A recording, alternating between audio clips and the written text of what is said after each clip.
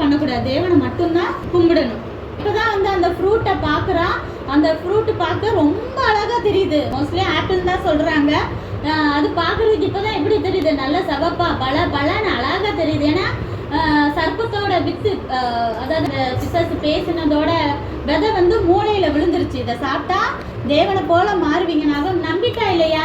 உடனே இது நாள் வரைக்கும் அவள் அந்த தோட்டத்தில் அந்த பழத்தை பார்த்துருப்பா.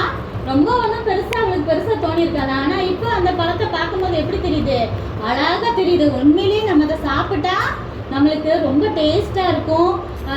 நம்மளும் தேவனை போல மாறிடுவோம் போல இருக்கு அப்படின்னு நினச்சி ஏமாந்து என்ன செஞ்சுட்டா, அந்த ஃப்ரூட்டை சாப்பிட்டா. அவள் என்ன சரியா தப்பா? அங்கே அவளுக்கு ஏதாவது ஒரு குறை இருந்துச்சா? தேவனை போல மாறணும்னு நினைக்கிறது. தேவனோட பிள்ளை தானே அவங்க. ஆனால் சாப்பிட்டதுனால அது பெரிய பாவம் ஆயிடுச்சு. அவள் சாப்பிட்டது இல்லாமல் ஆதாம்கிட்ட போய் கொடுக்குறா. ஒன்று அவள் என்ன சொல்லி இருக்கணும், பிசாசு சொன்னாலும் ஆதாம் வரட்டும், நான் அவர்கிட்ட கேட்டு சாப்பிட்றேன். ஏன்னா ஹஸ்பண்ட் அவர் தானே, ஆதாம் தானே, ஒன்று கேட்டுட்டு நான் சாப்பிடுவேன்னு சொல்லியிருக்கணும்.